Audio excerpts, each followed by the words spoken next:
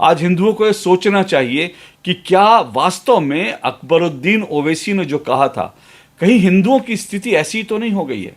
क्या यह सच नहीं है कि हिंदू दरअसल पुलिस और सिस्टम के भरोसे ही हैं? और 15 मिनट क्या ले, अगर पुलिस और सिस्टम नहीं होगा तो फिर हिंदुओं का ना जाने क्या होगा।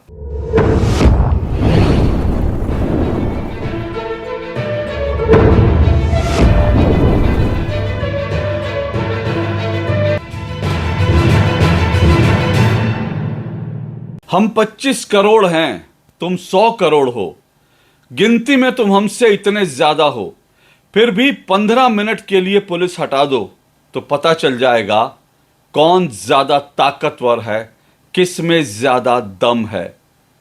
असदुद्दीन ओवैसी के जहरीले भाई अकबरुद्दीन ओवैसी का यह बयान आपको अच्छी तरह से याद होगा। जी हाँ, ये वही बयान है जो साल 2012 में असदुद्दीन ओवैसी के भाई अकबरुद्दीन ओवैसी ने दिया था और इसको लेकर बहुत विवाद हुआ था। जैसे इस बयान का वीडियो जो है वायरल हुआ, उसके बाद देश भर में इसको लेकर बहुत बहस हुई। अकबरुद्दीन ओवैसी को इसके लिए जेल भी जाना पड़ा, लेकिन यह अलग बात है कि उसके ऊपर कोई आरोप साबित नहीं हो पाया। अदालत ने इस जहरीले अकबरुद्दीन ओवैसी को निर्दोष साबित किया, क्योंकि दरअसल इसकी जो टेप थी, इसके जो पूरा कार्यक्रम की जो वीडियो फुटेज थी, वो कई टुकड़ों में मिली थी। इसलिए सबूतों के अभाव में अदालत को इस जहरीले अकबरुद्दीन ओवैसी को निर्दोष साबित करते हुए रिहा करना पड़ा। लेकिन आज मैं इस बयान की याद क्यों कर रहा हूं? आज मैं इस बयान की याद इसलिए कर रहा हूं क्योंकि आज हिंदुओं को यह सोचना चाहिए कि क्या वास्तव में अकबरुद्दीन ओवैसी ने जो कहा था, कहीं हिंदुओं की स्थिति ऐसी तो नहीं हो गई है? क्या यह सच नहीं है कि हिंदू दरअसल पुलिस और सिस्टम के भरोसे ही हैं? और 15 मिनट क्या ले, अगर पुलिस और सिस्टम नहीं होगा तो फिर हिंदुओं का ना जाने क्या होगा। यह सवाल मैं इसलिए उठा रहा हूं क्योंकि हिंदुओं को इस पर सोचना चाहिए, गहनता से विचार करना चाहिए। दरअसल 2 दिन पहले ही अकबरुद्दीन ओवैसी और असदुद्दीन ओवैसी की जो पॉलिटिकल पार्टी है AIMM, इसी पार्टी का एक नेता है इम्तियाज जलील। ये महाराष्ट्र का नेता है, AIMM का नेता है। इम्तियाज जलील ने दरअसल ऐलान किया, हिंदुओं को एक चुनौती देते हुए इसने संभाजी नगर जो औरंगाबाद में है, वहां से इसने मुंबई आने का ऐलान किया और फिर यह संभाजी नगर से निकला और उसके बाद हजारों की इसके साथ भीड़ थी, हजारों गाड़ियों का इसके साथ काफिला था और इसका काफिला जो है मुंबई के लिए रवाना हुआ और यह थाने तक पहुंच गया। थाने में मुंबई की सीमा पर जो महाराष्ट्र पुलिस है, मुंबई की पुलिस है, मुंबई की पुलिस ने इसकी और इसके समर्थकों की अच्छे से तोड़ाई करी, इनको वहां रोका और रोकने के बाद जब इनकी तोड़ाई की, इनके जो समर्थक जो है पत्थर फेंकने लगे, उसके बाद मुंबई पुलिस ने जो कार्रवाई की, उसके बाद जो है इम्तियाज जलील और उसके समर्थकों को मैदान छोड़कर भागना पड़ा और फिर जो है मुंबई आने का जो इनका ऐलान था वो वहीं पर धराशायी हो गया। मुंबई के बॉर्डर तक ये पहुंचे, मुंबई में ये घुस नहीं पाए। हालांकि इन्होंने ऐलान किया था कि मुंबई में घुसेंगे, मुंबई की सड़कें जाम कर देंगे, क्योंकि ये जो तमाम इम्तियाज जलील और उसके समर्थक आ रहे थे, उनकी इन्होंने 2 मांगे रखी थी।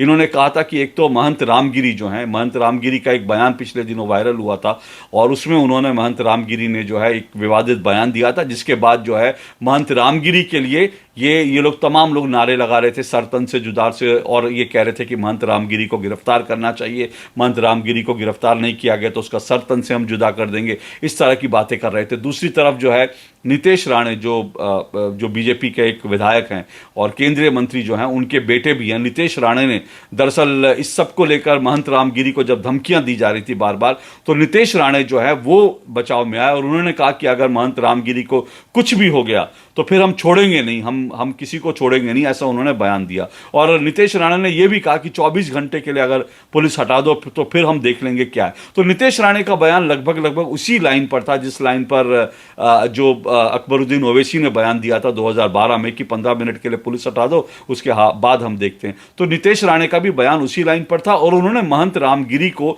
जो लगातार धमकियां मिल रही थी उसको लेकर उन्होंने कहा कि अगर महंत रामगिरी के साथ कुछ हुआ तो फिर छोड़ेंगे नहीं।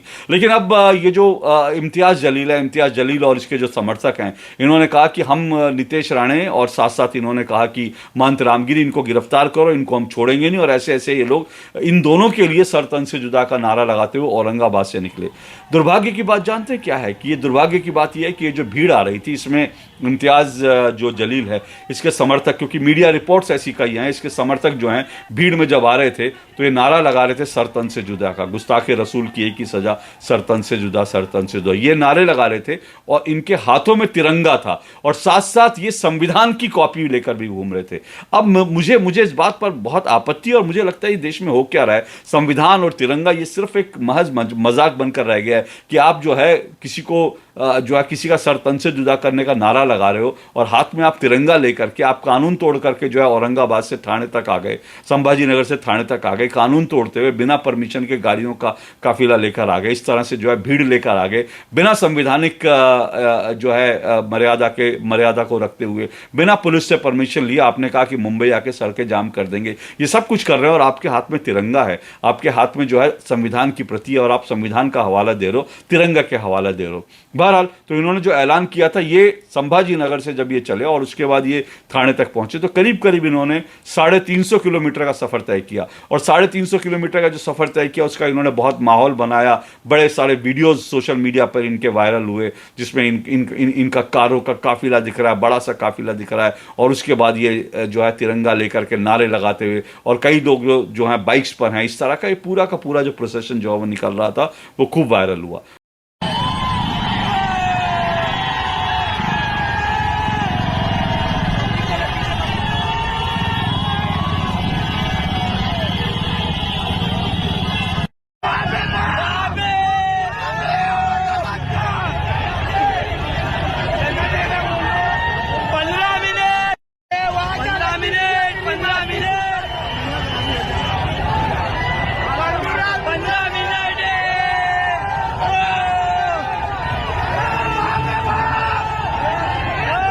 और एक बार ही तो ऐसा लगा था कि ये मुंबई पहुंच जाएंगे, और क्योंकि इनको कोई 350 किलोमीटर के जो पूरा सफर था इसमें इनको कोई रोकने वाला नहीं मिला, कोई टोकने वाला नहीं मिला, किसी का इनको डर नहीं था, किसी का इनको खौफ नहीं था, जैसे इनके बाप का जो है राज है कि ये कुछ मर्जी करेंगे। और इस तरह से ये लोग पूरी तरह से ये लोग बिना रोक टोक कर आए, तो ये लोग बिना रोक टोक के ये थाने तक पहुंच गए। अब आप सोचिए कि ये जो लोग जो इस तरह का माहौल बनाते हैं, जो मीडिया में, अंतर्राष्ट्रीय मीडिया में जो माहौल बनाते हैं कि भारत में मुसलमान जो डरा हुआ है, ये डरे हुए मुसलमान थे। इनके आप वीडियो देखिए, आपको लगेगा कि ये डरा हुआ मुसलमान है कि किस तरह से ये लोग निकले और किस तरह से डरा हुआ मुसलमान नहीं, ये डराने वाला मुसलमान है। तो बहरहाल ये लोग थाने तक पहुंचे, लेकिन थाने में जब आने के बाद इन्होंने मुंबई में प्रवेश करने की कोशिश की तो मुंबई पुलिस ने जोरदार शानदार काम किया। मुंबई पुलिस ने पहले इनको रोका, इनके समर्थकों को रोका, लेकिन जब समर्थकों ने पुलिस पर पथराव कर दिया तो पुलिस ने अच्छी तरह से इनकी तुड़ाई की, अच्छी तरह से इनकी धुनाई की, और ऐसी धुनाई की कि 15 मिनट नहीं लगे, 15 सेकंड के अंदर ये सब के सब भाग गए। 15 सेकंड के अंदर इन्होंने मैदान छोड़ दिया। जो 15 मिनट की बात कर रहे थे उन्होंने 15 सेकंड के अंदर मैदान छोड़ दिया और भाग गए। तो मुंबई को तो खैर ये जो निकला था इनका काफिला जो उससे बचा लिया गया। मुंबई में कोई लॉ एंड ऑर्डर की प्रॉब्लम नहीं हुई, ये अच्छी बात है। लेकिन मैं क्या कह रहा हूं, मैं आपसे जो आज सवाल उठा रहा हूं वो ये कि अल्टीमेटली मुंबई को और जो है इनके काफिले को रोकने वाले को तो पुलिस ही थी, और अकबरुद्दीन ओवैसी ने यही कहा था ना कि पुलिस हटा लो और उसके बाद देखो। तो आज मैं ये कह रहा हूं कि अगर वास्तव में मुंबई में पुलिस, ये जो ठाणे बॉर्डर पर अगर मुंबई पुलिस ना रोकती, पुलिस ना होती, तो फिर ये लोग क्या करते? ये लोग तो सीधा महंत रामगिरी तक पहुंच जाते, ये लोग तो सीधा नीतीश राणे तक पहुंच जाते। ये लोग तो क्योंकि इनका कहीं ना कहीं भी इनका विरोध नहीं हो रहा था। मैंने मीडिया में और बाकी सोशल मीडिया में भी मैंने नहीं देखा कि लोग जो है इनका विरोध कर रहे हो। मैं इसीलिए बार बार आपको जो वीडियो मैं बार बार आपसे कह रहा हूं कि हिंदुओं को संगठित होने की जरूरत है। मैं ये नहीं कह रहा हूं कि ये जो इनका काफिला आ रहा था इनको जो है गैर कानूनी तरीके से या फिर जो है कानून तोड़कर इनको जो है शक्ति प्रदर्शन करके रोकने की जरूरत थी, लेकिन कहीं एक आवाज तो सुनाई देती कि मतलब ये क्या तमाशा है कि आप कहीं भी अपने नारे लगाते हो, सर तन से जुदा के और निकल जाते हो, और इस तरह से एक महंत को और एक विधायक को इस तरह से खुलेआम धमकी दे रहे हो, कोई आपको रोकने वाला नहीं है। तो ये सब चीजें कहीं तो रुकनी चाहिए, लेकिन ऐसा नहीं हुआ, कोई आवाज भी नहीं उठी। इसलिए मैं कह रहा हूं कि अगर पुलिस ना होती तो फिर क्या होते, तो मुंबई तक पहुंच ही गए थे।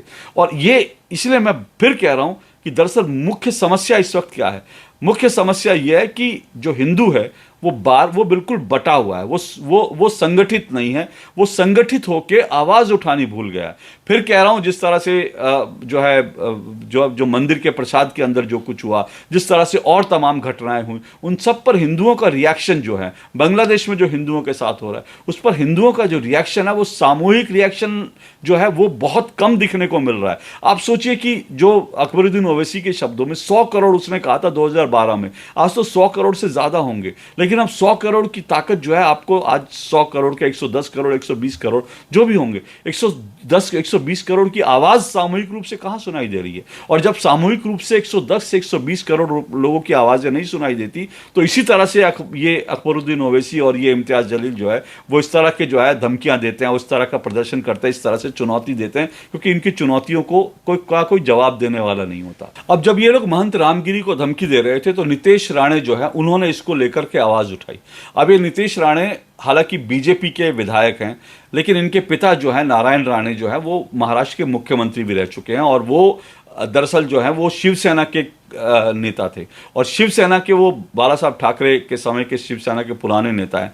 तो आप समझ सकते हैं कि बाला साहब ठाकरे ने किस तरह के नेताओं की एक पूरी फौज तैयार की थी, उसी में से नारायण राणे हैं और उनके बेटे ये नितेश राणे हैं। तो दरअसल वो एक जो परंपरा जो चली आ रही थी, इनको कुछ लोग जो है दबंग कहते हैं, कुछ लोग बाहुबली कहते हैं, कुछ लोग महाराष्ट्र में गुंडा भी कहते हैं, लेकिन मुझे लगता है कि इस तरह के हिंदुओं में भी कुछ इस तरह के बाहुबली नेताओं के होने की जरूरत है, जो कम से कम आवाज तो उठा सके, चुनौती तो दे सके। तो नितेश राणे ने चुनौती दी, लेकिन और कहीं आपको कोई आवाज सुनाई दी क्या? शिवसेना जो उद्धव ठाकरे की है, जो अपने आप को वो बाला साहब ठाकरे के बेटे की पार्टी है, क्या उसकी आवाज आपको सुनाई दी? नहीं सुनाई दी। तो ये बड़े दुर्भाग्य की बात है कि नितेश राणे ने बोला और कुछ एक लोगों ने बोला, लेकिन बाकी पूरा महाराष्ट्र में जैसे सन्नाटा पसरा पड़ा था। अब ये वही महाराष्ट्र है जो बाला साहब ठाकरे का महाराष्ट्र था। अब मैं कह रहा हूं कि देखिए, हिंदुओं के बंटने से क्या नुकसान हो रहा है, इस बात को समझिए। अगर कल्पना कीजिए कि बाला साहब ठाकरे आज जिंदा होते, तो क्या ये जो इम्तियाज जलील है और ये जो बाकी इसके साथ जो फौज आई थी, इसके साथ जो ये लोग जो सब इसके जो गुंडे लफंगे जो मवाली आए थे, क्या उनकी हिम्मत थी कि इस तरह की धमकी देकर के यहाँ तक पहुंच जाते? क्योंकि महाराष्ट्र में बाला साहब ठाकरे अब नहीं है, इसलिए जो है महाराष्ट्र में बाला साहब ठाकरे जैसा कोई नेता नहीं है, इसलिए जो है इस तरह के लोग जो है इम्तियाज जलील जैसे लोग जो है खुलेआम हिंदुओं को इस तरह से चुनौती दे देते हैं। और बाला साहब ठाकरे के बेटे, बाला साहब ठाकरे की जो पार्टी थी शिवसेना, वो दो फांक हो चुकी है, वो आप जानते हैं। और बाला साहब ठाकरे के बेटे जो उद्धव ठाकरे, वो आज क्या कर रहे हैं आप अच्छी तरह से जानते हैं कि वो आज मुस्लिम वोटों के लिए कांग्रेस के साथ हैं, मुस्लिम वोटों के लिए शरद पवार के साथ है, और वो उनका हिंदू होना ना होना एक बराबर जैसा। हिंदुओं के लोग कितनी आवाज उठाते हैं ये आपने अच्छी तरह से देखा है। तो दरअसल ये जो शिवसेना बटी है ना, और बाला साहब ठाकरे के जो बेटे उद्धव ठाकरे हैं, वो जो हैं जिस तरह से उन्होंने उनके सत्ता की लालसा, कुर्सी की लालसा के कारण जो शिवसेना जैसी हिंदुओं की आवाज उठाने वाली पार्टी बट गई ना, उसका एक बड़ा कारण है कि आज महाराष्ट्र जैसी जगह पर ठाकरे परिवार का और जो है शिवसेना की बुलंदी की आवाज़ नहीं सुनाई देती, आज इम्तियाज़ जलील की बुलंदी की आवाज़ सुनाई देती है। तो ये दरअसल हो गया, इतना महाराष्ट्र बदल गया, इस तरह की चीज़ें हो गई हैं। शिवाजी का महाराष्ट्र है, जो है बाला साहब ठाकरे का महाराष्ट्र है, जो वीर सावरकर का महाराष्ट्र है। आज वहाँ पर ये हो रहा है क्योंकि हिंदू डिवाइडेड है, सत्ता के लालच में शिवसेना बढ़ गई, शिवसेना के नेता डिवाइडेड हैं, और इसी तरह से हिंदू डिवाइडेड है जाति पाति में, उसके कारण आज ये सब कुछ हो रहा है। तो मैं ये जो कह रहा हूँ कि मैंने आज आपके सामने जो सवाल रख रहा हूँ वो यही सवाल रख रहा हूँ कि दरअसल ये जो पुलिस वाला बयान दिया था अकबरुद्दीन ओवैसी ने कि अगर पुलिस हटा लो तो फिर देखो क्या होता है, तो हम हिंदुओं की स्थिति ऐसी ही होगी। हम लोग सिस्टम और पुलिस के भरोसे बैठे हैं।